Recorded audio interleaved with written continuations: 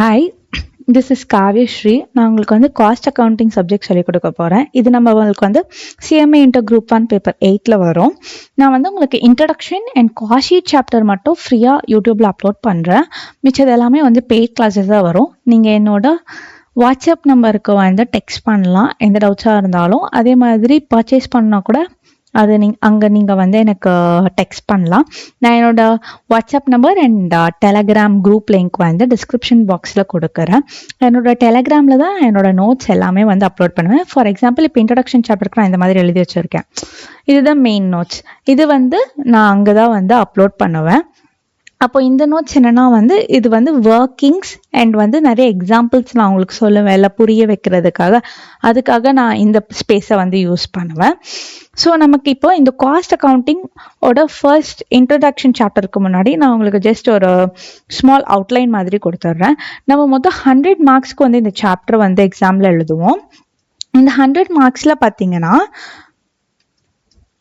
30 marks வந்து நமக்கு MCQ வந்து 15 கொஷின்ஸ் கொடுப்பாங்க. Each carries 2 marks. அது எப்படின்னா OMR மாதிரி தான் இருக்கும் with attached with answer sheet. So நம்ம பயப்பட வேணாம். இப்போ அவங்க என்ன கொடுத்தாலும் அதுக்கு ஒர்க்கிங்ஸ் நம்ம காமிக்கணுமான்னு கேட்டால் கண்டிப்பாக தேவையில்லை. நம்ம ஜஸ்ட் ரஃப்ல ஒர்க்கிங் பண்ணிவிட்டு அதை வந்து கரெக்டாக சர்க்கிள் பண்ணால் மட்டும் போதும். அப்போது மிச்ச 70 மார்க்ஸ்க்கு என்னென்னா வந்து நம்மளுக்கு டிஸ்கிரிப்டிவ் கொஷின்ஸ் கொடுப்பாங்க. இந்த டிஸ்கிரிப்டிவ் கொஷின்ஸ் பொறுத்த வரையிலும் நம்ம வந்து 5 out of 7 கொஷின்ஸ் எழுதணும். அதாவது 7 கொஷின்ஸ் கொடுப்பாங்க, நம்ம 5 எழுதணும். இது போத் தியரி அண்ட் சம்ஸ் ரெண்டுமே இருக்கும். ஆனால் மேக்ஸிமம் சம்ஸ் தான் இருக்கும். தியரி படிச்சிங்கன்னா என்ன ப்ளஸ் பாயிண்ட்னா, இப்போ இந்த 7 கொஷின்ஸில் கண்டிப்பாக ஒரு கொஷின் ஆச்சும் டஃப்பாக கேட்பாங்க. சம்டைம்ஸ் 2 கூட கேட்கலாம் பேப்பரை டஃப் பண்ணுறதுக்கு. அப்போ வந்து நம்ம ஈஸியாக 5 அட்டன் பண்ணிட்டு போகலாம். அங்கே நம்ம உட்காந்து எக்ஸாம் ஹாலில் டென்ஸ் ஆக வேணாம். அதனால வந்து எல்லாமே படிக்கிறதுன்றது ரொம்ப முக்கியம். தியரி பொறுத்த வரைக்கும் நான் வந்து கம்பைல் பண்ணி ஒரு 3-4 கிளாஸஸில் வந்து எடுத்து முடிச்சிடுவேன். அது தியரி நான் இப்போவே எடுக்க மாட்டேன். எல்லா கான்செப்ட்ஸுமே முடிச்சுட்டு கடைசியாக தான் தியரி நான் எடுப்பேன். சம்ஸ் பொறுத்த வரையிலும் வந்து நம்ம என்னெல்லாம் சம்ஸ் வந்து போடுவோம் அப்படின்னு பார்த்தீங்கன்னா வந்து இன்ஸ்டியூட்டோட ஸ்டடி மேட், அப்புறமேட்டு வந்து பாஸ்ட் இயர் கொஷின் பேப்பர், அப்புறமேட்டு நம்மளோட மாடல் கொஷின் பேப்பர். அதான் ஒரு எக்ஸாமுக்கு 2 செட்ஸ் ரிலீஸ் பண்ணுவாங்க. அது எல்லாமே நம்ம வந்து பார்ப்போம். நான் இன்க்ளூட் பண்ணுவேன். உங்களுக்கு அந்த கிளாரிட்டி எல்லாமே நீங்கள் காஸ்ட் ஷீட் அந்த லெசன் பார்க்குறப்ப உங்களுக்கு வந்து புரியும். ஓகே, ஸோ மூவிங் ஃபார்வர்ட், சில ரெக்கார்டிங்ஸ் நான் வந்து ரெக்கார்டடாகவும் கொடுப்பேன். ஏன் ரெக்கார்டடாக கொடுப்பேன்னா, சில சாப்டர்ஸில் வந்து நம்மளுக்கு வால்யூம் ஆஃப் கொஷின்ஸ் ரொம்ப அதிகமாக இருக்கும். அந்த டைமில் அது தர மாதிரி வரும். ஏன்னா உங்களுக்கு ஏதாச்சும் டவுட்னா மட்டும் பார்க்குற மாதிரி இருக்கும். மற்றபடி மெயின் கான்செப்ட்ஸ் எல்லாமே நான் லைவ்ல சொல்லி கொடுத்துருவாங்க உங்களுக்கு. அப்படி இல்லை நீங்கள் ஃபுல் ரெக்கார்டடாக அப்ரோச் பண்ணுறீங்கன்றப்ப ஓகே, உங்களுக்கு எந்த ப்ராப்ளமுமே இருக்காது. ஓகே, ஸோ நெக்ஸ்ட் உங்களுக்கு அதே மாதிரி வந்து லைவ் கிளாஸஸ் அட்டென்ட் பண்ணோன்னா வந்து நான் Jan 5th இருந்து லைவ் எடுப்பேன் காஸ்ட் ஷீட் சாப்டர்ல இருந்து. அது வந்து evening 7:30 PM to 9:30 PM. Maximum Monday to Friday தான் நான் கிளாஸஸ் வைப்பேன். அதுக்கு மேலே வைக்க மாட்டேன். அப்போது நான் எப்போ போர்ஷன்ஸ் முடிப்பேன் அப்படின்னு கேட்டிங்கன்னா வந்து end of March or April மிட்ல நான் கண்டிப்பாக முடிச்சிடுவேன். இந்த ரெக்கார்டிங்ஸ் வந்து நீங்கள் June 2026 எக்ஸாம்ஸ் எழுதுறவங்க அண்ட் December 2026 எக்ஸாம் எழுதுறவங்க எல்லாருமே வந்து யூஸ் பண்ணிக்கலாம். ஓகே, நெக்ஸ்ட் வந்து நான் ஜஸ்ட் நமக்கு எவ்வளோ சாப்டர்ஸ் இருக்குது அப்படின்ற ஜஸ்ட் மட்டும் அவுட்லைன் கொடுக்குறேன். நம்ம ஃபர்ஸ்ட் இன்ட்ரடக்ஷன் சாப்டரில் ஸ்டார்ட் பண்ணுவோம். Next cost sheet, material cost, employee cost, direct expenses, overheads அப்படின்னு போகும். ஓவர்ஹெட்ஸ் முடிச்ச உடனே நம்ம வந்து material costing, standard costing, budget இந்த 3 சாப்டர் முடிப்போம். ஏன் இந்த 3 சாப்டர்னா இதுதான் நமக்கு வந்து இருக்கிறதுல ஹையஸ்ட் வெயிட்டேஜ் பேப்பர் பார்க்குறப்ப. அதனால இது முடிச்சுட்டு அப்புறமேட்டு நான் cost book keeping, cost accounting standards, அப்புறமேட்டு job, batch, contract, process, joint and by operating அப்படின்னு சொல்லிட்டு போவேன். நான் இதே வரிசையில் தான் போவேனான்னு கேட்டேன்னா கண்டிப்பாக இல்லை. நான் வந்து சாப்டர் மாற்றி தான் போவேன் அக்கார்டிங் டு த வெயிட்டேஜ். அது எல்லாமே இது பண்ணி, ஆனால் எல்லாமே வந்து சேமான இது கொடுத்து தான் வந்து நான் முடிப்பேன். கிளாரிட்டி எல்லாமே கொடுத்து தான் முடிப்பேன். அதனால் நீங்கள் அதை பற்றி கவலைப்பட வேணாம். ஓகே, இந்த marginal costing, standard costing and budget நமக்கு ரொம்ப ரொம்ப இம்பார்ட்டன்ட். ஏன் ரொம்ப ரொம்ப இம்பார்ட்டன்ட்னா, இப்போ நீங்க இந்த பேப்பர் 8 அப்படின்ற இதுல பாத்தீங்கன்னாலே நம்ம காஸ்ட் அக்கௌண்டிங் பேப்பர்ல மார்ஜினல் காஸ்டிங் நமக்கு 14 மார்க்ஸ் கேட்பாங்க. நான் சொல்றது இந்த 70 மார்க்ஸ் நான் டிஸ்கிரிப்டிவ் சொன்னேன்ல, அதுல 14 மார்க்ஸ் மார்ஜினல் காஸ்டிங் கேட்பாங்க. ஸ்டாண்டர்ட் காஸ்டிங் அதே மாதிரி 7 மார்க்ஸ்க்கு கேட்பாங்க. பட்ஜெட் 7 மார்க்ஸ்க்கு கேட்பாங்க. இந்த சிஏஎஸ்ன்றது தியரி, இது ஒரு 7 மார்க்ஸ்க்கு கேட்பாங்க. ஸோ இந்த மாதிரி ஈஸியான சப்ஜெக்ட்ஸ் நீங்கள் எக்ஸாம் ஓரியன்டாக படிக்கிறீங்கன்றப்ப இந்த மாதிரி படிங்க.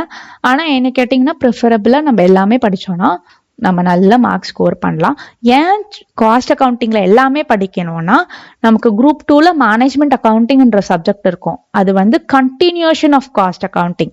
அதே மாதிரி ஃபைனலாக உங்களுக்கு ஸ்ட்ராட்டஜிக் காஸ்ட் மேனேஜ்மெண்ட் அப்படின்ற பேப்பர் இருக்கும். அது advanced of these two. So cost accounting நமக்கு ரொம்ப ரொம்ப பேசிக். இது நல்லா படிச்சுட்டோன்னா அது எல்லாமே ஈஸியாக அட்வான்ஸ் நமக்கு ஈஸியாக புரியும். கான்செப்ட்ஸ் எல்லாமே அங்கே போயிட்டு நம்ம வேஸ்ட் பண்ண வேணாம், பேசிக் கான்செப்ட்ஸை திருப்பி படிக்கிறதுக்காக. ஓகே, இப்போ நம்ம இன்ட்ரடக்ஷன் ஸ்டார்ட் பண்ணலாம். இந்த இன்ட்ரடக்ஷன் நான் சும்மா ஒரு ஸ்மால் கிளாஸ் தான், ஜஸ்ட் மட்டும் கொடுக்குறேன். லைக் சில டேர்ம்ஸோட மீனிங் அப்படிதான், அப்ஜெக்டிவ்ஸ் ஆஃப் காஸ்ட் அக்கௌண்டிங் அப்படிதான் நம்ம பார்க்க போறோம். நான் ஃபர்ஸ்ட் ஒரு எக்ஸாம்பிளோட ஸ்டார்ட் பண்றேன். Let's take example of a tea shop. இப்போ நான் ஒரு டீ மேக் பண்றேன், ஓகேவா? நானே தான் போடுறேன். அந்த ஒரு டீ போடுறதுக்கு எனக்கு என்னெல்லாம் தேவைப்படும்? Milk, tea powder, sugar and then water. இதெல்லாம் தான் எனக்கு தேவைப்படும். இப்போ இந்த மில்க், ஒரு கப் டீ போடுறதுக்கு மில்க் நான் எவ்வளோ காஸ்ட் இன்கர் பண்றேன் அப்படி பார்த்தீங்கன்னா ஒரு 2 ரூபான்னு வச்சுப்போம். டீக்கு ஒரு 1 ரூபா, சுகருக்கு ஒரு 1 ரூபா, ஒரு 1 ரூபா வச்சுக்கிட்டு டோட்டலா ₹5 தான் என்னோட காஸ்ட். நான் ஒரு டீ போடுறதுக்கு 1 கப் டீ போடுறதுக்கு நான் இவ்வளோ காஸ்ட் இன்கர் பண்றேன். இப்போ நான் 5 ரூபீஸ்க்கு காஸ்ட் இன்கர் பண்ணிட்டு அந்த 5 ரூபீஸ்னே நான் சேல் பண்ணுவேனான்னு கேட்டிங்கன்னா கண்டிப்பா பண்ண மாட்டேன். நான் இங்க ப்ராஃபிட் கண்டிப்பா வைப்பேன். ப்ராஃபிட் ஒரு 2 ரூபீஸ் அப்படின்னு வச்சு மொத்தம் 7 ரூபீஸா தான் என்னோட செல்லிங் ப்ரைஸ் இருக்கும். இது எல்லாமே நானே தான் ஒர்க் பண்றேன், ஓகேவா? இந்த டீ ஃபுல்லா நானே போடுறதால வேஜஸ்லாம் எனக்கு தேவையில்லை, ப்ராஃபிட் மட்டும் போதும். ஓகே, ஸோ செல்லிங் ப்ரைஸ் நான் ₹7 per cup ஆஃப் டீ அப்படின்னு சொல்லிட்டு நான் கொடுப்பேன். இந்த எக்ஸாம்பிள் புரிஞ்சுதா? இப்போ நான் இதை வச்சுதான் நான் உங்களுக்கு காஸ்ட் டேர்ம்ஸ் சொல்ல போறேன். காஸ்ட்ன்றது என்னது? Amount of expenditure. அந்த ஒரு டீ கப்பை நான் மேக் பண்றதுக்கு எவ்வளோ காஸ்ட் இன்கர் பண்ற? 5 ரூபீஸ். அப்போ இதுதான் காஸ்ட், ஓகேவா? நெக்ஸ்ட், காஸ்டிங் அப்படின்னா என்ன? Technique and process of ascertaining cost. நான் இங்க என்ன பண்றேன்? என்னோட மில்க் எவ்வளோ, டீ பவுடர் எவ்வளோ, சுகர் எவ்வளோ, வாட்டர் எவ்வளோன்னு தனித்தனியா ஃபைண்ட் அவுட் பண்ணி அசர்டைன் பண்ணி அதை ஆட் பண்ணி தான் நான் காஸ்டாவே கொண்டுட்டு வரேன். இந்த ஹோல் இதை தான் நான் காஸ்டிங் அப்படின்னு சொல்லிட்டு சொல்றேன். அதாவது அசர்டைனிங் ஆஃப் காஸ்ட். அசர்டைனிங்ன்றது ஒண்ணுமே இல்லை, ஃபைண்டிங் அவுட். அசர்டைனிங்னா என்ன? Finding out. இது இந்த காஸ்ட்டை நான் ஃபைண்ட் அவுட் பண்றதுக்கு எனக்கு நிறைய டெக்னிக்ஸ் இருக்கு. அந்த டெக்னிக்ஸ் ஒரு 3: marginal costing, standard costing and budget. இந்த 3 நீங்க படிக்கிறப்ப நீங்க புரிஞ்சுப்பீங்க ஒரு ப்ராடக்டோட காஸ்ட்டை நம்ம எப்படி கால்குலேட் பண்ணணும், எப்படி ஃபைண்ட் அவுட் பண்ணணும்ன்றது, ஓகேவா? காஸ்ட் அக்கௌண்டிங்னா என்னன்னா process of accounting for cost. இந்த காஸ்ட் எல்லாமே நான் ரெக்கார்ட் பண்றேன்ல, அதை தான் காஸ்ட் அக்கௌண்டிங் அப்படின்னு சொல்லிட்டு சொல்றேன். நெக்ஸ்ட், அப்ஜெக்டிவ்ஸ் பார்த்தீங்கன்னா அசர்டைன்மெண்ட் ஆஃப் காஸ்ட். காஸ்டிங்கை தான் நம்ம ஃபர்ஸ்ட் இதுவாக வச்சுட்டு இருக்கோம். அது அசர்டைன்மெண்ட்னா என்ன? Finding out of cost. Next, determination of selling price and profitability. இப்போ நான் என்ன பண்றேன்? என்னோட காஸ்ட்டை நான் கண்டுபிடிச்ச உடனே என்னோட ப்ராஃபிட் 2 ரூபீஸா வச்சு அப்புறம் தான் நான் என்னோட செல்லிங் ப்ரைஸையே நான் டிட்டர்மைன் பண்றேன். அதை தான் இங்க கொடுத்துருக்காங்க, determination of selling price and profitability. இப்போ நெக்ஸ்ட், இந்த டீ பவுடர் இருக்குல்ல, இந்த டீ பவுடர் வந்து நான் என்ன பண்றேன்னா, சரி ஓகே எல்லாம் ஓகே, நான் ஒரு பட்ஜெட் வந்து வைக்கிறேன். ஏன்னா எனக்கு டீ பவுடருக்கு தான் ரொம்ப அதிகமாக காசு ஆகுது அப்படின்னு சொல்லிட்டு டீ பவுடரோட பட்ஜெட் வந்து நான் ஒரு 5000 வச்சுக்கிறேன்னு வச்சுக்கோங்க. நான் என்ன பண்ணுவேன், மார்க்கெட்டுக்கு போவேன். மார்க்கெட்டுக்கு போயிட்டு நிறைய பிராண்ட்ஸ் பார்ப்பேன். பார்த்து ட்ரையல் அண்ட் எரர் மெத்தட் பார்ப்பேன். For example 3 Roses and Chakra Gold, Chakra Gold tea, ஓகேவா? இந்த 2 பிராண்ட் மட்டும்தான் எனக்கு 5000 அந்த பட்ஜெட்குள்ள என்னால் அடக்க முடியுதுன்னு சொல்லிட்டு அந்த 2 இது நான் வாங்குவேன். ட்ரையல் அண்ட் எரர் மெத்தட் நான் பண்ணி பார்ப்பேன். அந்த ட்ரையல் அண்ட் எரர் மெத்தட்ல என்ன ஆகுதுன்னா, என்னோட 3 ரோசஸ் நான் போட்டு பண்ண டீ வந்து ரொம்ப நல்ல குவாலிட்டியில எனக்கு இருக்கு, சக்கரா கோல்டை வந்து இது கம்பேர் பண்றப்ப. அப்ப நான் என்ன பண்ணுவேன், நான் 3 ரோசஸை வந்து எடுத்துப்பேன்.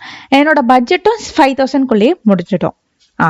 இந்த பட்ஜெட் ருபீஸ் 5000 இருக்குல்ல, இதுதான் காஸ்ட் கண்ட்ரோல்.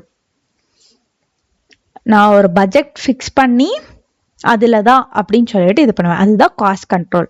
அப்போ மேம் காஸ்ட் ரிடக்ஷன்னா என்ன மேம் அப்படின்னு கேட்டிங்கன்னா, காஸ்ட் ரிடக்ஷன்னா ஒன்றுமே இல்லை. அந்த 5000 தான் என்னோட பட்ஜெட்னு தெரிஞ்ச உடனே நான் மார்க்கெட்டில் போயிட்டு யூஸ் பண்ணுறல trial and error method use பண்ணி நான் பார்க்குறேன் எது எனக்கு நல்லா செட் ஆகும்னு. அப்போ நான் 3 ரோசஸ் இது பண்ணுறேன். அதுதான் வந்து காஸ்ட் ரிடக்ஷன் அப்படின்னு சொல்லிட்டு சொல்லுவாங்க. இப்போ இல்லை மேம் எனக்கு புரியலை, இன்னும் நிறைய எக்ஸாம்பிள் சொல்லுங்க அப்படின்னு சொல்றீங்கன்னா, காஸ்ட் கண்ட்ரோல் அண்ட் காஸ்ட் ரிடக்ஷனுக்கு நான் இன்னொரு எக்ஸாம்பிள் சொல்கிறேன். ஃபார் எக்ஸாம்பிள், நம்ம எலக்ட்ரிசிட்டி பில் பே பண்ணுறோம், ஓகேவா? எனக்கு வந்து போன மந்த் வந்து 2000 rupees வந்துச்சு. நான் இப்போ என்ன பண்ணுறேன்னா வந்து என்னோட எலக்ட்ரிசிட்டி பில் எனக்கு வந்து நெக்ஸ்ட் மந்த்க்கு வந்து 1500க்கு தான் வேணும் அப்படின்னு சொல்லிட்டு நான் வந்து ஒரு பட்ஜெட் ஃபிக்ஸ் பண்ணுறேன். இதுதான் வந்து நம்ம காஸ்ட் கண்ட்ரோல்னு சொல்லுவோமா? இப்போ இந்த 1500 நான் வந்து ரெடியூஸ் பண்ணணும், அதாவது 1500 தான் என்னோட இபி பில்லாக வரணுன்றதுக்காக நான் ஒரு சில மெத்தட்ஸ் யூஸ் பண்ணுவேன். அதுதான் வந்து காஸ்ட் ரிடக்ஷன் சொல்லுவோம். ஃபார் எக்ஸாம்பிள், இப்போ நம்ம வீட்டில் வந்து பல்ப்ஸ்லாம் யூஸ் பண்ணுவோம்ல, நான் என்ன பண்ணுறேன்னா இந்த காஸ்ட் ரிடக்ஷனுக்காகவே நான் வந்து எல்இடி பல்ப்ஸ் போடுறேன். எல்இடி பல்ப்ஸ் நம்ம யூஸ் பண்ணுறப்ப நம்மளோட எலக்ட்ரிசிட்டி யூனிட்ஸ் வந்து ரொம்ப கம்மியாக வந்து யூஸ் ஆகும். அதனால யூஸ் பண்ணி அது மூலயமா நான் 1500 அச்சீவ் பண்ணுறேன். இந்த எல்இடி பல்ப்ஸ் என்னது, இட்ஸ் அ மெத்தட். அந்த மெத்தட் வச்சு தான் நான் வந்து ரெடியூஸே பண்ணுறேன். அதுதான் வந்து cost reduction. So cost reduction is nothing but like a method and cost control is nothing but a budget. Okay, next பார்த்தீங்கன்னா assisting management in decision making. இது நான் உங்களுக்கு ஒரு எக்ஸாம்பிளோடவே சொல்கிறேன் திருப்பி. இப்போ நான் வந்து டீ ஷாப் ஓனரா, நான் டீ ஷாப் தானே வச்சுக்கிட்டு இருக்கேன். நான் என்ன பண்ணுறேன், என்னோட டீ ஷாப் வந்து நான் ஒரு 2 branches வச்சுருக்கேன். I am having 2 branches. Okay, என்னோட டீ ஷாப் பிரான்ச் நான் 2 வச்சுட்டு இருக்கேன். 1 வந்து சென்னை, இன்னொன்று வந்து நான் வந்து கோயம்புத்தூர்ல வச்சிருக்கேன்.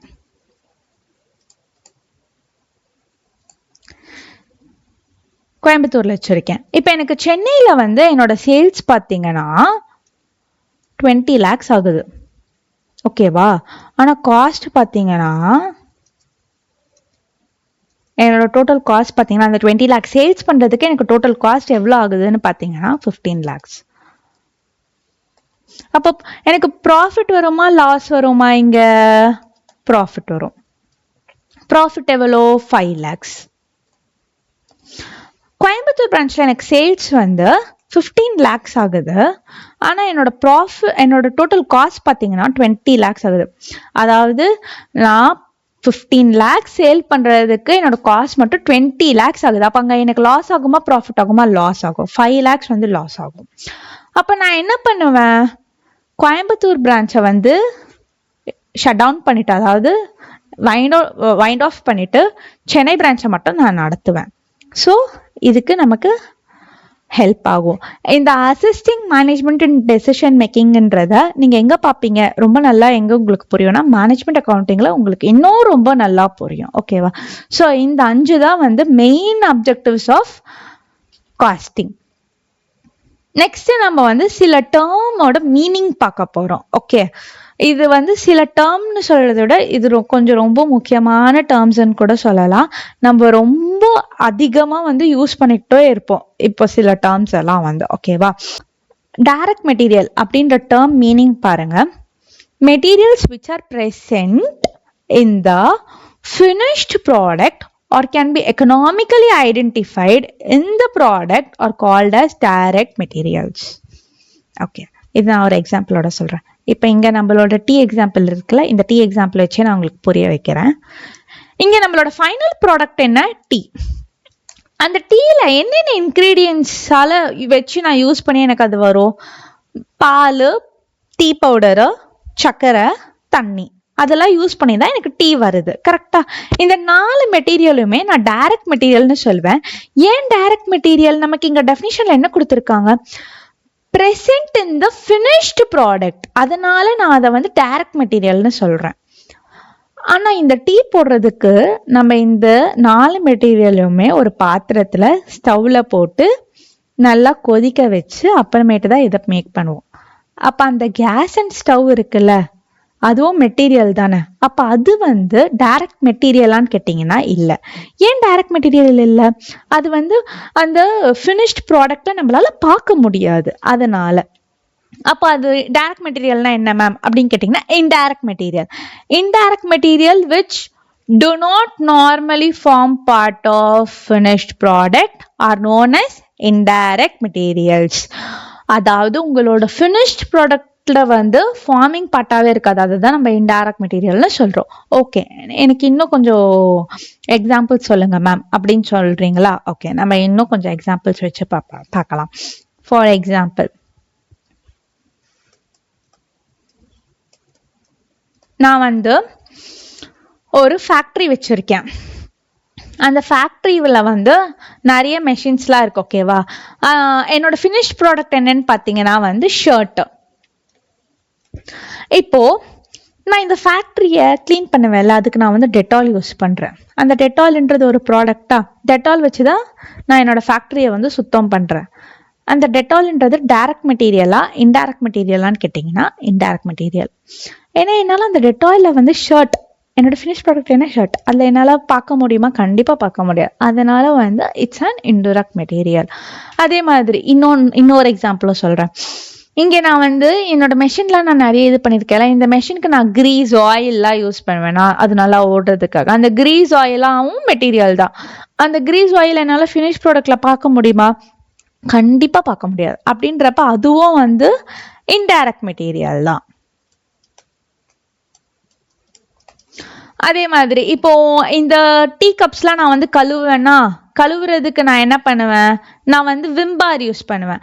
அந்த விம்பார் வந்து டைரக்ட் மெட்டீரியலா இன்டைரக்ட் மெட்டீரியல்னு கேட்டிங்கன்னா வந்து இன்டைரக்ட் மெட்டீரியல். விம்பார்ன்றது இன்டைரக்ட் மெட்டீரியல். ஓகே, நெக்ஸ்ட் பார்த்தீங்கன்னா வந்து டைரக்ட் லேபர், இன்டைரக்ட் லேபரை பத்தி பார்க்க போறோம். டைரக்ட் லேபர்னா என்னன்னா which can be economically identified or attributed wholly to a product is called direct material. அதாவது இப்ப நான் டீ போடுறேன், கரெக்டா?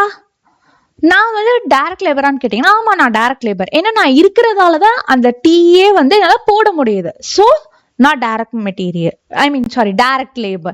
நான் வந்து economically identified or attributed wholly to a product, அதான் அந்த finished product. அவங்களதான் வந்து நம்ம வந்து direct labor அப்படின்னு சொல்லிட்டு சொல்லுவோம். அப்போ நெக்ஸ்ட் இன்டைரக்ட் லேபர்னா என்ன அப்படின்னு கேட்டிங்கன்னா which cannot be allocated but can be apportioned to or absorbed by cost units or cost centers. Okay, இது நான் உங்களுக்கு எக்ஸாம்பிள் வச்சு புரிய வைக்கிறேன், உங்களுக்கு இன்னும் கொஞ்சம் ஈஸியா இருக்கும். ஓகே, இப்போ நம்ம அந்த direct labour and indirect labour அதோட எக்ஸாம்பிள் பார்க்க போறோம்.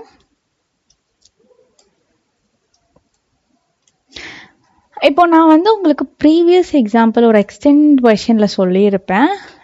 எனக்கு வந்து 2 பிரான்ச்சஸ் இருக்கு, சென்னை அண்ட் கோயம்புத்தூர். 2 பிரான்ச்சஸ் இருக்கிறப்ப நானேவா டீ போட முடியும்? கண்டிப்பாக போட மாட்டேன். நான் அசைன் பண்ணியிருப்பேன் லேபர், அதாவது இன்னொருத்தவங்க தான் வந்து போடுவாங்க. ஃபார் எக்ஸாம்பிள் சென்னை பிரான்ச்சில் வந்து நான் சரண் அப்படின்றவங்களை வந்து அசைன் பண்ணுறேன்னு வச்சுக்கோங்க.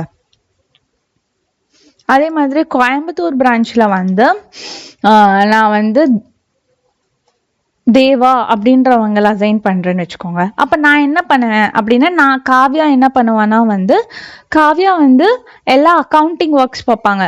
கரெக்டா போகுதா, செலவெல்லாம் கரெக்டா பண்றாங்களா, புக்ஸ் வந்து கரெக்டா ரெக்கார்ட் ஆகுதா அப்படின்றது பாக்குறது தான் என்னோட ஒர்க், மிச்ச வேலை. ஓகேவா? ஸோ இங்க டைரக்ட் லேபர் அப்படின்னு சொல்றப்ப நம்ம யாரை சொல்லுவோம்? சரண் அண்ட் தேவாவை வந்து நம்ம வந்து டைரக்ட் லேபர் சொல்லுவோம்.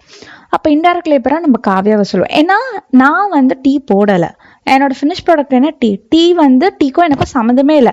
நான் ஜஸ்ட் அக்கௌண்டிங் அதெல்லாம் பார்க்குறதால நான் வந்து இன்டைரக்ட் லேபர் அண்டர் இன்டைரக்ட் லேபரில் வருவேன். இல்லை மேம் எனக்கு இன்னும் கொஞ்சம் நிறைய எக்ஸாம்பிள்ஸ் வச்சு சொல்லுங்க அப்படின்னு சொன்னீங்கன்னா ஒன்றுமே இல்லை.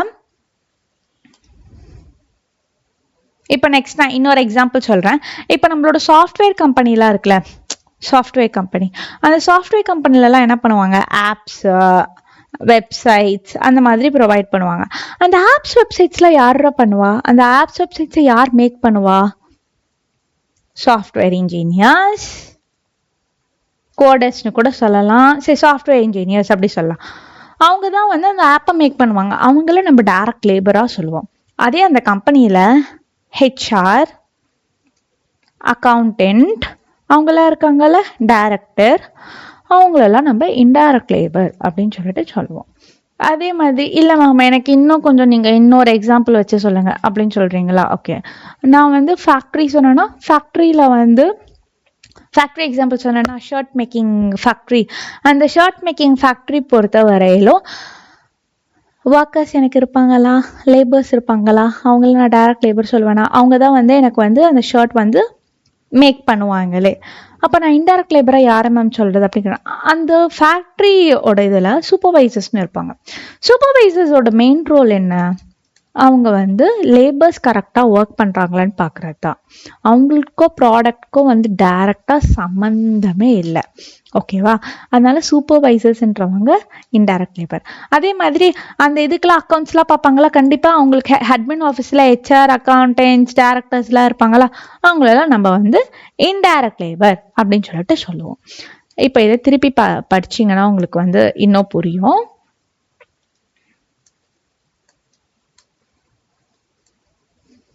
Direct labor which can be economically identified or attributed. அவங்களால தான் அந்த ப்ராடக்டே வந்து எனக்கு மேக் ஆகுதுன்றப்ப அவங்கள தான் நான் டைரக்ட் லேபர்னு சொல்லுவோம். அதே சமயம் நீங்கள் கேட்கலாம், மேம் நீங்கள் ப்ராடக்ட் மட்டும் தான் சொல்லியிருக்கீங்க, ஆனால் சாஃப்ட்வேருன்றப்ப அது சர்வீஸாக வரும், அது எப்படி ப்ராடக்டாக வரும்னு கேட்டிங்கன்னா of course service is also included. ஓகேவா? நெக்ஸ்ட் இன்டைரக்ட் லேபர் அப்படின்னு பார்க்குறப்ப which cannot be allocated but can be apportioned to or absorbed by cost units or cost centers.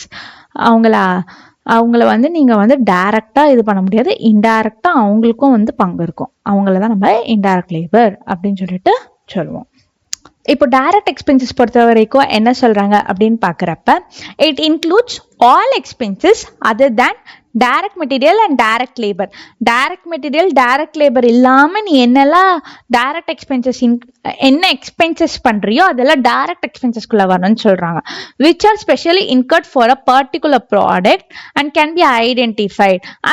ஐடென்டிஃபைடுன்றது direct which can be identified in an economically feasible way. Indirect expenses na என்னன்னு பார்த்தீங்கன்னா expenses other than direct expenses are known as indirect expenses. இப்போ இது வந்து நம்ம கொஞ்சம் examples வச்சு இப்போ பார்க்கலாம். For example அப்படி பார்த்தீங்கன்னா direct expenses and indirect expensesக்கு நான் வந்து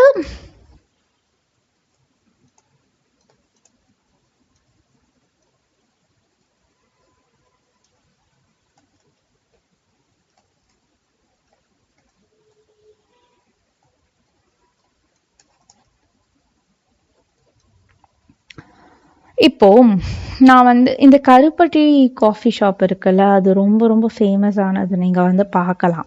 கருப்பட்டி காஃபி அப்படின்றது சில பேர் ஃப்ரான்ச்சைஸிலாம் எடுத்து பண்ணுவாங்க. அவங்க என்ன பண்ணுவாங்க, ஃப்ரான்ச்சைஸ் ஃபீ பே பண்ணுவாங்க. அந்த ஃப்ரான்ச்சைஸ் ஃபீ இருக்குல்ல, அது வந்து டைரக்ட் எக்ஸ்பென்ஸ்.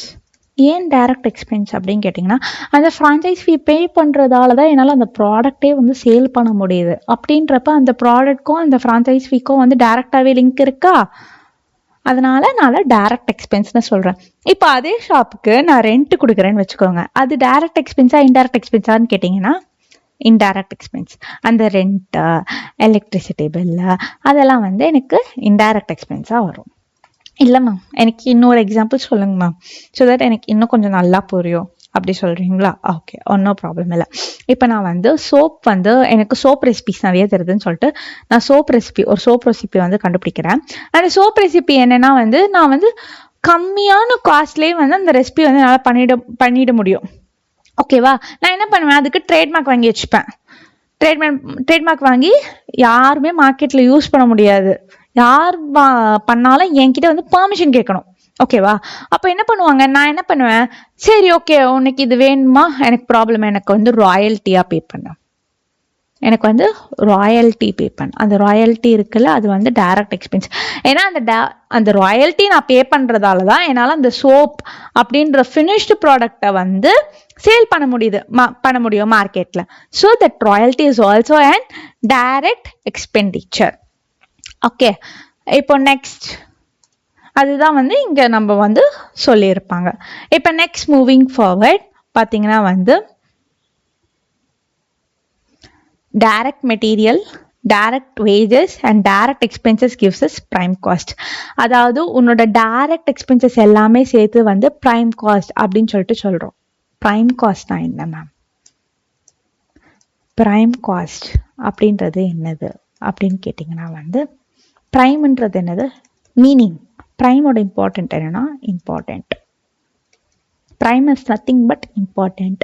பெரியவங்களாம் சொல்லுவாங்க தெரியுமா, you are in your prime age, in your important age. உன்னோட டீனேஜை வந்து அப்படி டினோட் பண்ணுவாங்க ப்ரைம் ஏஜ்ன்னு சொல்லிட்டு.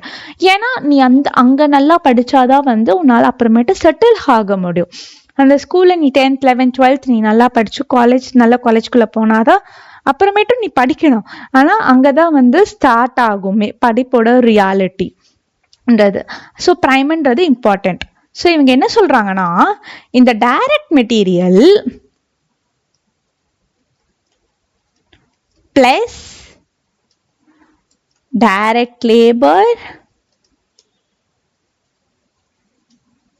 ப்ளஸ் டைரக்ட் எக்ஸ்பென்சஸை வந்து ப்ரைம் காஸ்ட் அப்படின்னு சொல்லிட்டு சொல்றாங்க. இந்த 3 ஆட் பண்றது தான் நமக்கு வந்து என்ன வருதுன்னா ப்ரைம் காஸ்ட் அப்படின்னு சொல்லிட்டு சொல்றாங்க. ப்ரைம்னா என்ன, இம்பார்ட்டன்ட். ஓகேவா? நெக்ஸ்ட் மேம், அப்போ direct material, direct labour, direct எக்ஸ்பென்சஸ்ல ஆட் பண்றப்ப ப்ரைம் காஸ்ட் வரப்ப, அப்போ indirect material, indirect labour, direct expenses add பண்றப்போ உங்களுக்கு ஒரு நேம் வரணும்ல, அது என்ன நேம் அப்படின்னு கேட்டீங்கன்னா, இருங்க, indirect material,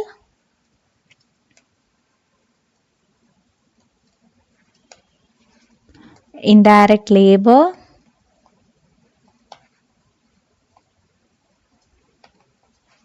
plus indirect expenses gives us overheads.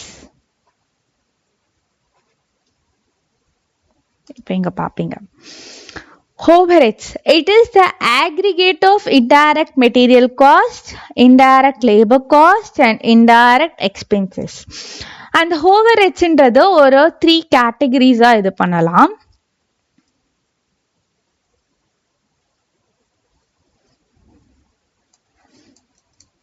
இந்த overheadsன்றது நம்ம என்ன பார்ப்போம், aggregate of indirect material cost, indirect labor cost, indirect expenses, அதுதான் வந்து நம்ம overheads அப்படின்னு சொல்லிட்டு சொல்றோமா. அப்போ இந்த overheads வந்து ஒரு 3 இதுவா வந்து பிரிக்கலாம்னு சொல்றாங்க. மேம் என்ன மேம் அந்த 3 இது அப்படின்னு கேட்டீங்கன்னா, first factory overhead, admin overhead, next பாத்தீங்கன்னா வந்து selling and distribution overhead. இப்போ நான் இன்டைரக்ட் மெட்டீரியல்ல உங்களுக்கு எக்ஸாம் சொல்லியிருப்பேன், அந்த விம்பார், அதெல்லாம் அந்த விம்பார்ன்றது நம்ம எங்க யூஸ் பண்றோம், ஃபேக்டரிக்குள்ள. அது வந்து ஃபேக்டரி ஹெட்குள்ள வரும் அந்த விம்பார்ன்றது. விம்பார் வச்சுதான் நான் டீ கிளாஸஸ்லாம் கழுவுவேன், அது வந்து ஃபேக்டரி ஓவர்ஹெட், அந்த காஸ்ட்குள்ள வரும். அதே மாதிரி வேற என்ன எக்ஸாம்பிளா பார்த்தோம் நம்ம இன்டைரக்ட் மெட்டீரியலுக்கு கிரீஸ் ஆயில் பார்த்தோம். அது ரெண்டுமே ஃபேக்டரிக்குள்ளதான். அதுவும் வந்து ஃபேக்டரி ஓவர்ஹெட். மேம் அப்போ அட்மின் ஓவர்ஹெட்க்கு ஒரு எக்ஸாம்பிள் சொல்லுங்க. அட்மின் ஓவர்ஹெட்ல உனக்கு அட்மின் ஓவர்ஹெடோட இது இருக்கும்ல, ஐ மீன் அட்மினிஸ்ட்ரேஷன் ஆஃபீஸ் இருக்கும்ல, அந்த ஆஃபீஸ் கிளீன் பண்றதுக்கும் நீ டெட்டாயில் யூஸ் பண்ணுவியா? அங்க நீ யூஸ் பண்ற டெட்டாயில் அந்த இன்டைரக்ட் மெட்டீரியல் வந்து உனக்கு அட்மின் ஓவர்ஹெட்ல வரும். ஆனா ஃபேக்டரிக்கு யூஸ் பண்றது வந்து ஃபேக்டரி ஓவர்ஹெட்ல வரும். அந்த அட்மின் டிபார்ட்மெண்ட்ல யூஸ் பண்றது, அந்த அட்மின் ஆஃபீஸ்ல யூஸ் பண்றது அட்மின் ஓவர்ஹெட்ல வரும். ஓகேவா? நெக்ஸ்ட் இன்டைரக்ட் லேபர் நீங்க வரப்ப நம்ம அங்க என்ன எக்ஸாம்பிள் பார்த்தோம்? சேலரி கொடுப்போமா? லேபர்ஸ்னாலே சேலரி தான் நம்ம கொடுப்போம். சேலரி ஆஃப் சூப்பர்வைசர்ன்றது ஃபேக்டரி ஓவர்ஹெட்ல வரும். ஏன்னா அவர் வந்து factory supervisor. Salary of supervisor வருமா மேம்? அப்போ அட்மின் ஓவர்ஹெட்க்கு சொல்லுங்கன்னா சேலரி ஃபார் அக்கௌண்டன்ட், ஹெச்ஆர் அவங்களெல்லாம் வந்து அட்மின் ஓவர்ஹெட்ல வருவாங்க. ஓகேவா? அதே மாதிரி இன்டைரக்ட் எக்ஸ்பென்சஸ்ல நம்ம என்ன எக்ஸாம்பிள் பார்த்தோம்? இங்க இன்டைரக்ட் எக்ஸ்பென்சஸ்ல ரெண்ட், எலக்ட்ரிசிட்டி பார்த்தோம். இப்போ நீ வந்து ஃபேக்டரிக்கான ரெண்ட் பே பண்றேன்னா அது வந்து ரெண்ட் ஓவர்ஹெட்ல வரும். அட்மினிஸ்ட்ரேஷனோட ரெண்ட் பே பண்றேன்னா அட்மினிஸ்ட்ரேஷன் ஓவர்ஹெட்ல வரும். அதே தான் இபி பில்லும். ஓகேவா? இந்த மாதிரி நிறைய எக்ஸாம்பிள்ஸ் சொல்லிட்டே போகலாம். மேம் அப்போ செல்லிங் அண்ட் ஓவர்ஹெட் அது கீழே என்ன மேம் வரும்? அது கொஞ்சம் எக்ஸாம்பிள் சொல்லுங்கன்னா. ஒன்றுமே இல்லை. இப்போ நான் ஒரு ப்ராடக்ட் வந்து மேக் பண்ணுறேன். இப்போ நான் டீ ஷாப் வச்சுக்கிட்டு இருக்கேன். அது அட்வர்டைஸ் பண்ணாதான் அந்த ஒரு டீ ஷாப் இருக்குதுன்றதே தெரியும். அப்படின்றப்ப அட்வர்டைஸ்மெண்ட் எக்ஸ்பென்சஸ் வருமா? அது வந்து செல்லிங் காணது. அதே மாதிரி நான் என்ன அப்புறமேட் பண்ணுவேன்? அதே மாதிரி இப்போ நம்ம அந்த சோப் எக்ஸாம்பிள் எடுத்துக்கலாம். அந்த சோப்புக்கு நான் என்ன பண்ணுவேன்? சில பேர்கிட்ட கொடுத்து நீ போய் இந்த சோப்லாம் வித்துட்டு வா, நீ ஒரு சோப் வித்தனா நான் உனக்கு வந்து 2 rupees கமிஷனாக கொடுக்குறேன். அப்போ நான் வந்து சேல் கமிஷன் கொடுப்பேன். அந்த சேல் கமிஷனா எனக்கு வந்து இங்க தான் வந்து அக்கௌண்டபிள் ஆகும். மேம் அப்போ டிஸ்ட்ரிபியூஷன் ஓவர்ஹெட்க்கு ஒரு எக்ஸாம்பிள் சொல்லுங்க அப்படின்னு கேட்டீங்கன்னா வேர் ஹவுசிங்கோட ரெண்ட் அது எல்லாமே வந்து செல்லிங் டிஸ்ட்ரிபியூஷன், அதாவது சேல் அண்ட் டிஸ்ட்ரிபியூஷன் ஓவர்ஹெட்ல வரும். வேர் ஹவுசிங் ரெண்ட். அப்புறமேட்டு வந்து மேம் எனக்கு இன்னொரு எக்ஸாம்பிள் சொல்லுங்க டிஸ்ட்ரிபியூஷன் ஓவர்ஹெட்க்கு அப்படின்னு கேட்டிங்கன்னா வந்து என்னோட ப்ராடக்டை நான் சேல் பண்ணணுமா, அதுக்கு நான் வந்து வேர் ஹவுஸ்ல இருந்து ஷாப்ல போய் டெலிவர் பண்ணோமா, அதோட டெலிவரி சார்ஜஸ், அந்த டெலிவரி மேன் சேலரி, அது எல்லாமே இங்கே தான் வரும்.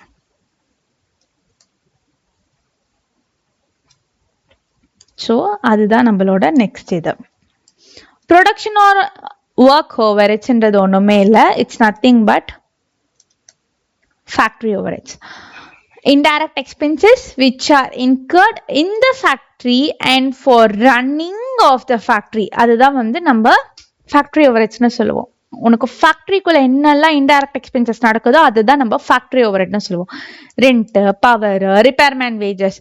இந்த ரிப்பேர்மேன் வேஜஸ்ன்றது ஒன்றுமே இல்லை. இப்போ நான் மெஷின் வச்சுட்டு இருக்கேன்னா அந்த மெஷின் ரிப்பேர் ஆயிடுது, அது வந்து ரெடி பண்ணிட்டு கொடுத்துட்டு போவாங்களா, அவங்களுக்கு நான் வேஜஸ் பே பண்ணணும். ஹார்லி வேஜஸ் இல்லைனா வந்து ஒரு மெஷினுக்கு இவ்வளோன்னு சொல்லிட்டு நான் பே பண்ணேன்.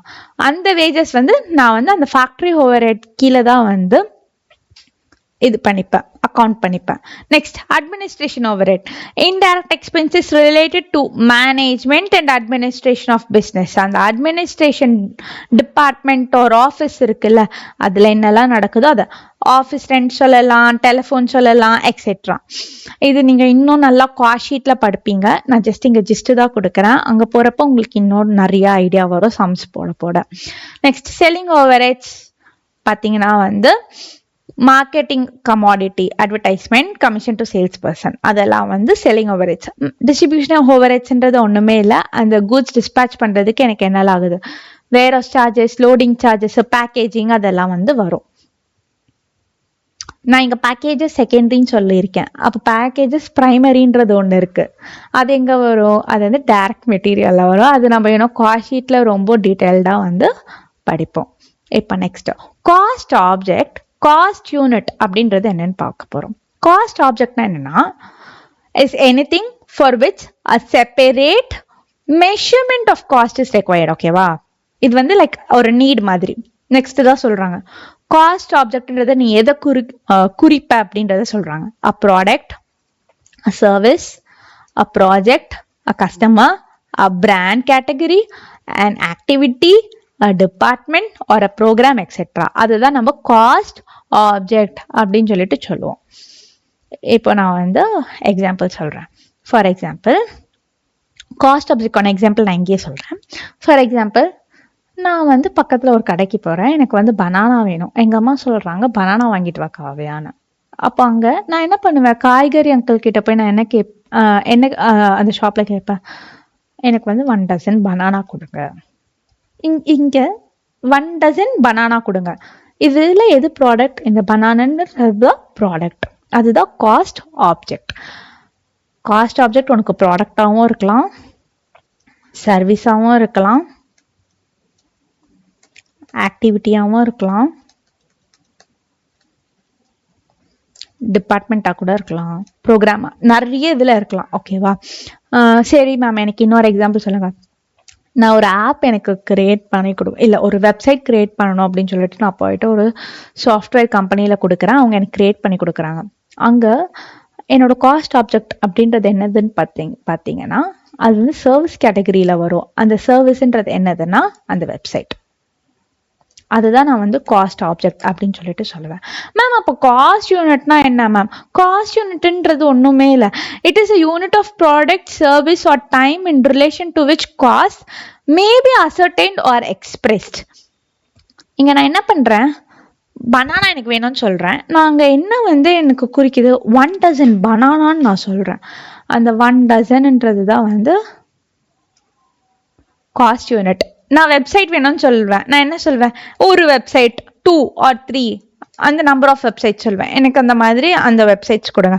இப்போ நான் வந்து ஒரு சிமெண்ட் வாங்கணும், நான் வீடு கட்டுற சிமெண்ட் எனக்கு வேணும். நான் போவேன் ஒரு சிமெண்ட் கடைக்கு. ஆனால் சிமெண்ட் எவ்வளோனான்னு கேட்பேன். நான் அங்கே அந்த சிமெண்ட்ன்றது நமக்கு வந்து காஸ்ட் ஆப்ஜெக்ட், அதுதான் வந்து ப்ராடக்ட்.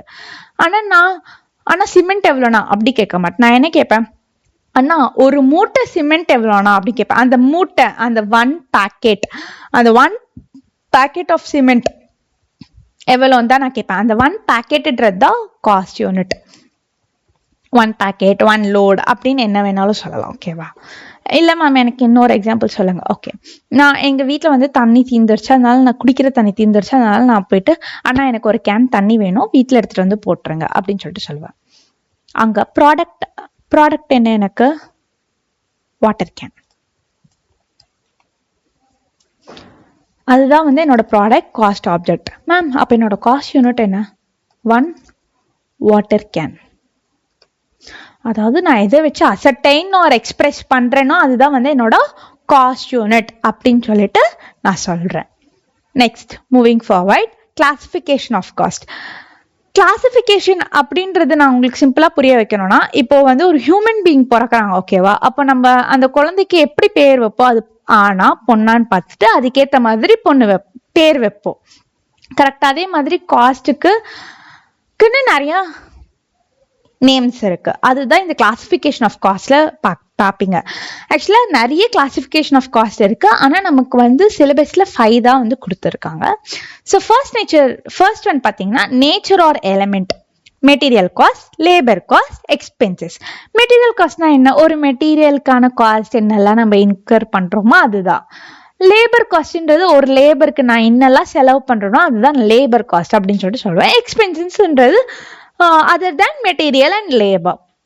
அப்போ பை ஃபங்க்ஷன்ஸ் நீங்க பாக்குறப்ப உங்களுக்கு என்னெல்லாம் வரும்னா, ப்ரொடக்ஷன் காஸ்ட். ப்ரொடக்ஷன்ன்றது என்னது? நீ ஒரு ப்ராடக்டை வந்து ப்ரொடியூஸ் பண்ணுவியா, அங்க என்னெல்லாம் உனக்கு காஸ்ட் நடக்குதோ அதுதான் நான் வந்து இங்க ப்ரொடக்ஷன் காஸ்ட்னு சொல்றேன். ஓகேவா? Next, administration cost. Rent for administration building, அதெல்லாம் வந்து அட்மினிஸ்ட்ரேஷன் காஸ்ட்டாக வரும். செல்லிங் அண்ட் டிஸ்ட்ரிபியூஷன்ன்றது என்னது? அட்வர்டைஸ்மெண்ட், அந்த மாதிரிலாம் என்ன காஸ்ட்லாம் வருதோ அதெல்லாம் செல்லிங் அண்ட் டிஸ்ட்ரிபியூஷன்.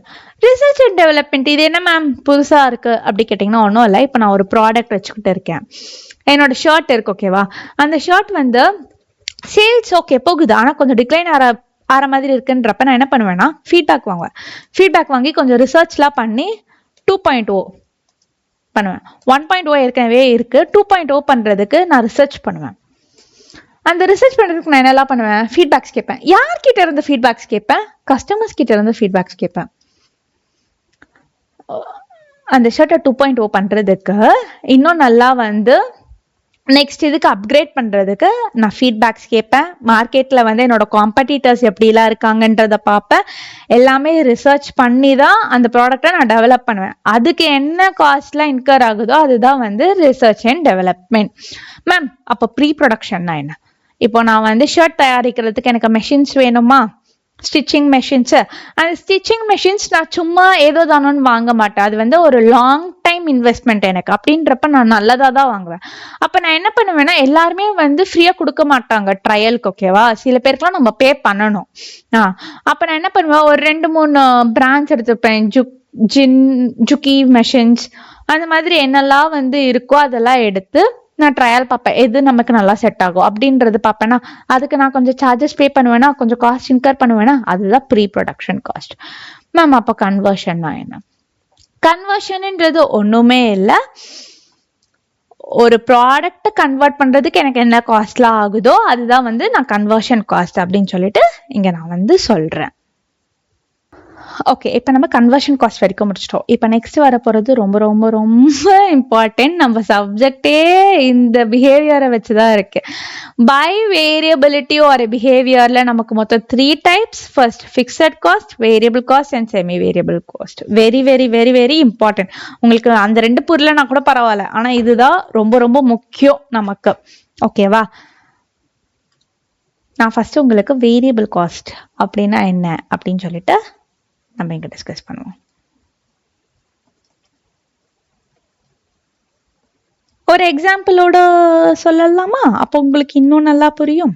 ஓகே, இப்போ நான் வந்து டீ பிஸ்னஸ் பண்றேன்னு சொன்னேன்னா, என்னோட டீ பிஸ்னஸ்ல என்ன ஆகுது, நான் ஃபர்ஸ்ட் மந்த் வந்து ஒரு 100 டீஸ் போடுறேன், ஓகேவா?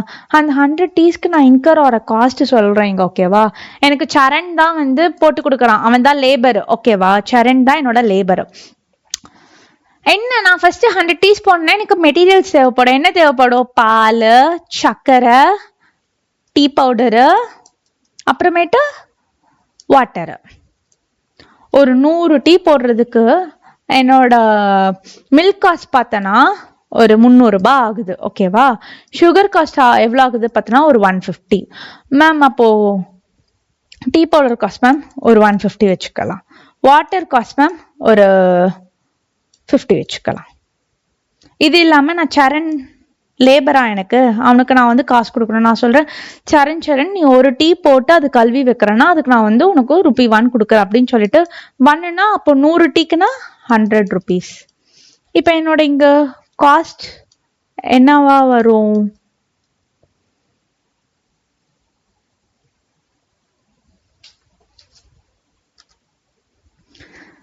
$600, $650, $750. அதுதான் என்னோட காஸ்ட், ஓகேவா?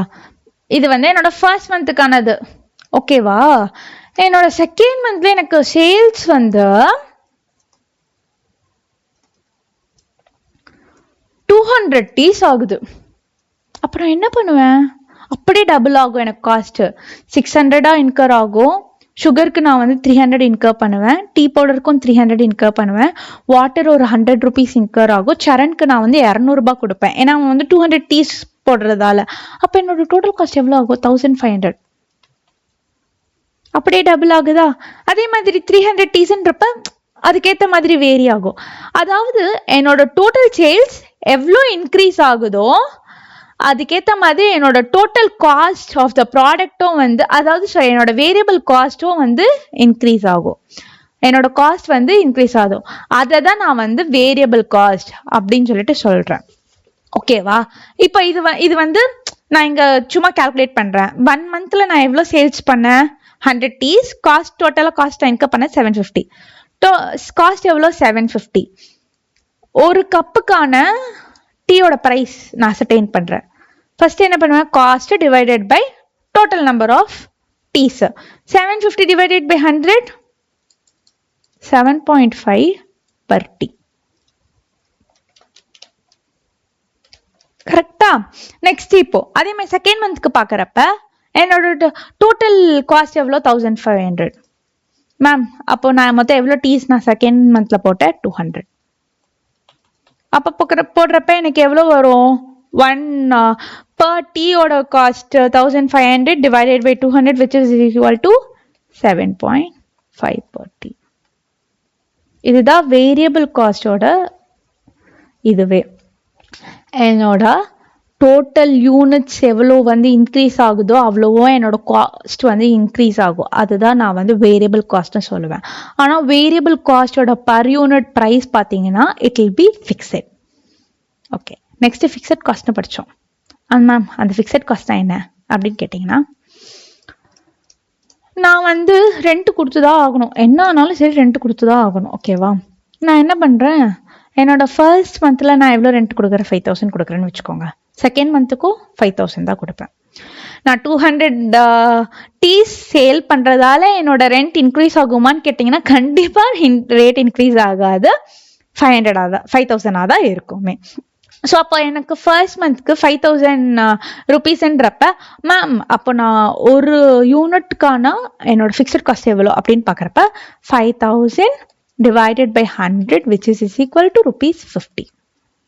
இதுதான் வந்து என்னோட பர் டீக்கான ஃபிக்ஸட் காஸ்ட். ஓகேவா, ஆனால் இங்கே மேம் அப்போ 200 டீஸ் நம்ம நெக்ஸ்ட் மந்த் போடுறோம்ல, அங்கே எவ்வளோ மேம் அப்படின்னு கேட்டிங்கன்னா 2000 divided by 200 sorry 5000 divided by 200 which is equal to ₹25 per tea.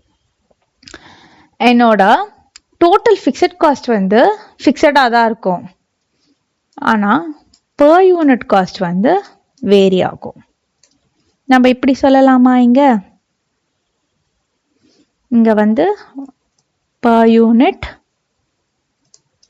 இங்க வந்து டோட்டல் காஸ்ட். ஓகேவா, first fixed cost, next variable cost. நம்ம வேரியபிள் இங்க ஃபிக்ஸட் காஸ்ட்ல நம்ம என்ன பார்த்தோம், என்னோட பர் யூனிட் வந்து வேரி ஆகும். அதே என்னோட டோட்டல் காஸ்ட் பார்த்தீங்கன்னா, இங்க என்னோட டோட்டல் காஸ்ட் பார்த்தீங்கன்னா ஃபிக்ஸட். கரெக்டா, ஃபிக்ஸட் காஸ்ட் பொறுத்த வரைக்கும் அப்படியா. நெக்ஸ்ட் நம்ம வேரியபிள் காஸ்ட்க்கு போகலாம். வேரியபிள் காஸ்ட்ல என்னோட பர் யூனிட் இது பார்த்தனா, வேரியபிள் காஸ்ட்ல என்னோட பர் யூனிட் பார்த்தீங்கன்னா சேம் ஃபிக்ஸட், ஆனா என்னோட காஸ்ட் பார்த்தீங்கன்னா வேரி. இப்படி எழுதலாமா, என்னோட வேரியபிள் காஸ்ட்ல பர் யூனிட் வந்து ஃபிக்ஸட், ஆனால் டோட்டல் காஸ்ட் வந்து it varies according to units.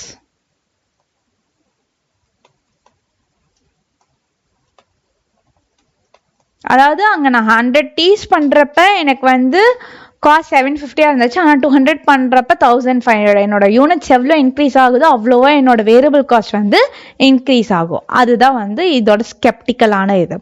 Ma'am அப்போ செமி வேரியபிள் காஸ்ட்னா என்ன அப்படின்னு கேட்டிங்கன்னா, செமி வேரியபிள்ன்றது உனக்கு both fixed cost plus variable cost வரும்.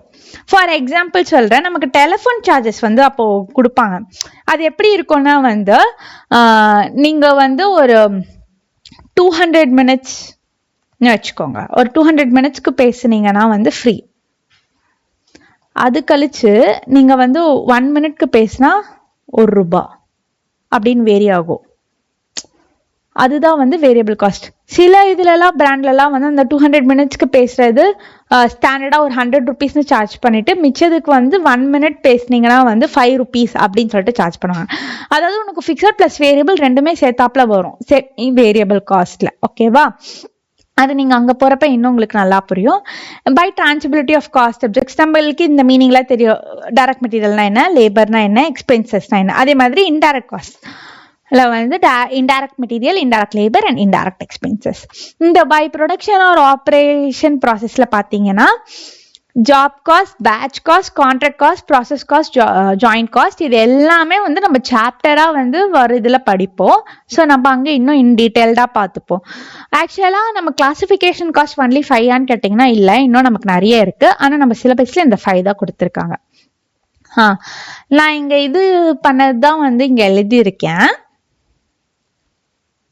இங்க நான் இது பண்ணதுதான் நான் அங்க வந்து கொடுத்துருக்கேன் நோட்ஸ்ல. Sorry, just a minute.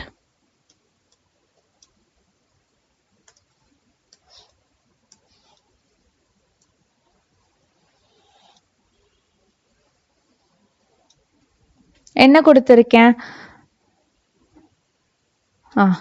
இது ஃபர்ஸ்ட் இதுக்கு நான் வந்து உங்களுக்கு நான் எக்ஸ்பிளைன் பண்ணல, அதுக்கு எக்ஸ்பிளைன் பண்ணிடுறேன்.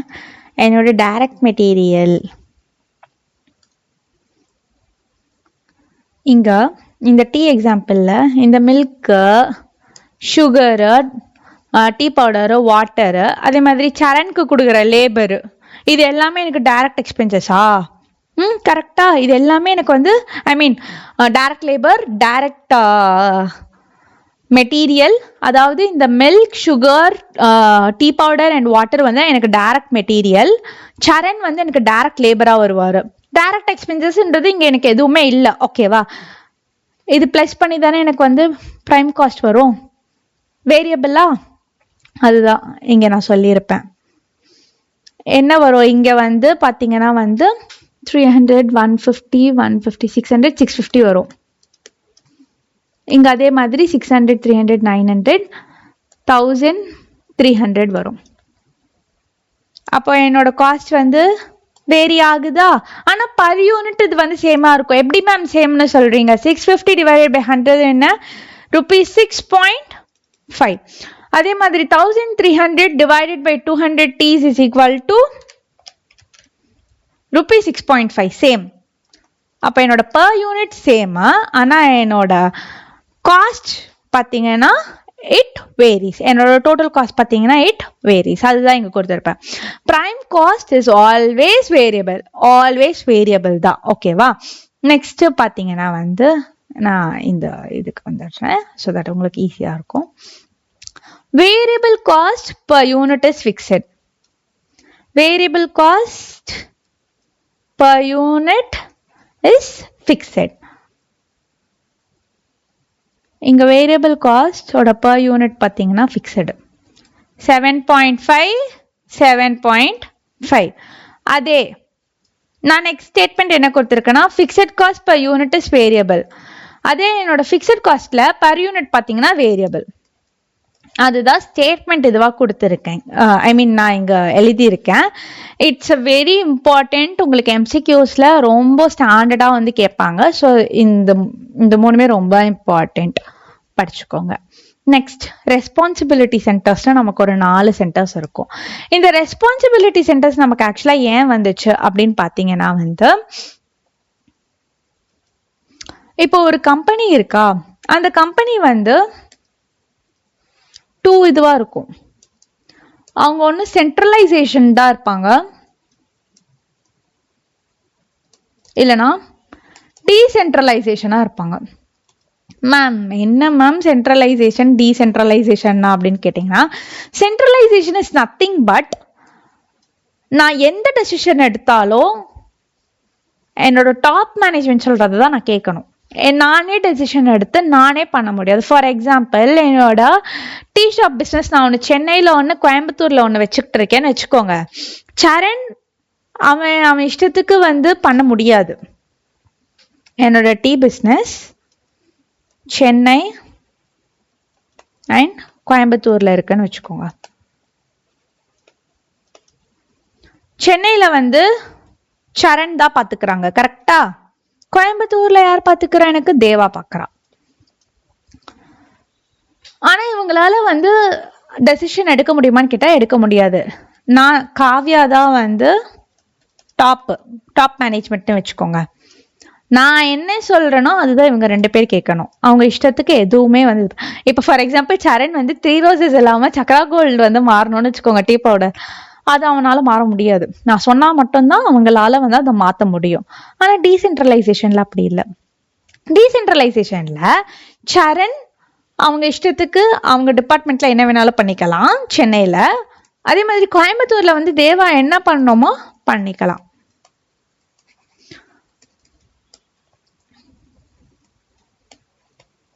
அப்போ அந்த இடத்துலதான் நமக்கு வந்து ரெஸ்பான்சிபிலிட்டி சென்டர் அப்படின்ற கான்செப்ட் வந்து வருது. மேம் எதுக்கு மேம் ரெஸ்பான்சிபிலிட்டி சென்டர் அப்படின்னு கேட்டிங்கன்னா, அந்த ரெஸ்பான்சிபிலிட்டி சென்டர்ல ஒரு 4 கேட்டகரிஸ் இருக்கு. Cost centre, revenue centre, profit centre, investment centre. ஒரு பிஸ்னஸ் நம்ம எடுத்துக்கிறப்ப இந்த 4மே ரொம்ப ரொம்ப முக்கியமானது. காஸ்ட் சென்டர்ல இடத்துல அப்படின்னு நம்ம பார்க்குறப்ப என்ன ஆகும்னா வந்து, இப்போ நான் வந்து டீ வந்து சரண் ப்ரொடியூஸ் பண்ணுறாங்களா, அந்த ப்ரொடக்ஷன் காஸ்ட் என்னெல்லாம் நடக்குதோ அதை வந்து சரண் பார்த்துக்கலாம்.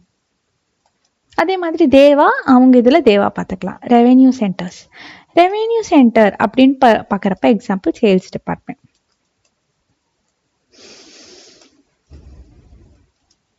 என்னோட ஷர்ட் எக்ஸாம்பிளுக்கு போகலாம். நான் வந்து ஷர்ட் ப்ரொடியூஸ் பண்ணுறேன்.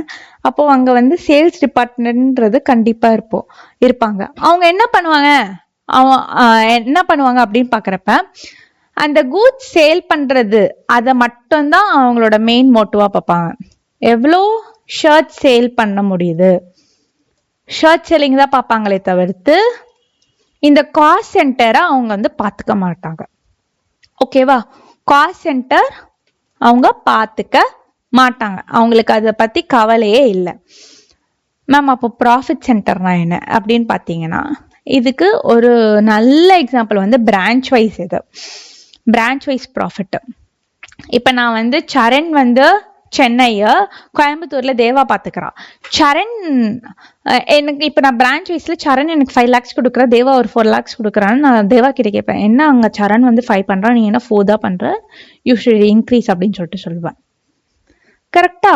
அவங்க அப்ப அந்த ப்ராஃபிட் சென்டர்ஸ் அந்த பிரான்ச் வைஸ் பாக்குறப்ப அப்ப என்ன பண்ணுவான் சரண், அவனோட காஸ்ட் அண்ட் சேல்ஸ் ரெண்டுமே அவன் வந்து பார்ப்பான். ப்ராஃபிட்னாலே காஸ்ட் அண்ட் சேல்ஸ் ரெண்டுமே வந்துடும். ஸோ காஸ்டும் பார்த்துப்பாங்க, சேல்ஸும் பார்த்துப்பாங்க இந்த ப்ராஃபிட் சென்டர் பொறுத்த வரையிலும். மேம் அப்ப இன்வெஸ்ட்மெண்ட் சென்டர்னா என்ன? நான் என்னோட ப்ராஃபிட்டை எந்த இடத்துல இன்வெஸ்ட் பண்றது அப்படின்றது. ஃபார் எக்ஸாம்பிள், எனக்கு 5 lakhs வந்து சரண் கொடுக்குறாங்களா, சரண் வந்து he can invest that 5 lakhs in whichever he want. வேணா அங்கே வந்து இன்னொரு மேம் நம்ம இன்னொரு பெரிய கடையா வைக்கலாம், இன்னும் நிறைய கஸ்டமர்ஸ் அட்ராக்ட் ஆகும் அப்படின்னு சொல்லிட்டு கூட அந்த 5 lakhs அங்கே கூட நம்ம இன்வெஸ்ட் பண்ணலாம். அது வந்து அந்த டிபார்ட்மெண்ட் ஹெட் தான் ரெஸ்பான்சிபிள் அந்த எல்லாத்துக்குமே. இந்த இன்வெஸ்ட்மெண்ட் சென்டர்ஸ்னு பார்க்குறப்ப உங்களுக்கு காஸ்ட்டும் வரும், சேல்ஸும் வரும், ப்ராஃபிட்டும் வரும். இன்வெஸ்ட்மெண்ட் சென்டர் இந்த 4மே பார்த்துக்கிற மாதிரி வரும். அதுதான், மற்றபடி வேற எதுவுமே இல்லை. இதுதான் வந்து நம்மளோட இன்ட்ரடக்ஷன் சாப்டர் பொறுத்த வரையிலும். அப்புறமேட்டு நெக்ஸ்ட் வந்து நான் வந்து காஸ்ட் ஷீட் வந்து ஸ்டார்ட் பண்ணுவேன். காஸ்ட் ஷீட் வந்து நான் Jan 5th அன்னைக்கு தான் ஸ்டார்ட் பண்ணுறேன். Jan 5th evening 7:30 PM to 9:30 PM. நீங்கள் வந்து என்னோட டெலகிராம் சேனலில் வந்து சேர்ந்துக்கோங்க. அங்கே தான் நான் எல்லா அப்டேட்ஸுமே கொடுப்பேன். ஸோ அங்கே நீங்கள் சேர்ந்துட்டிங்கன்னா லிங்க் எல்லாமே வந்து வந்துடும். அதே மாதிரி அந்த மெயினாக நான் இந்த நோட்ஸ் இங்கே என்னெல்லாம் எழுதியிருக்கணும் அது எல்லாமே அந்த டெலகிராம் சேனலில் ஏற்கனவே நான் அப்லோட் பண்ணிட்டேன். ஸோ நீங்கள் அங்கே பார்த்துக்கலாம்.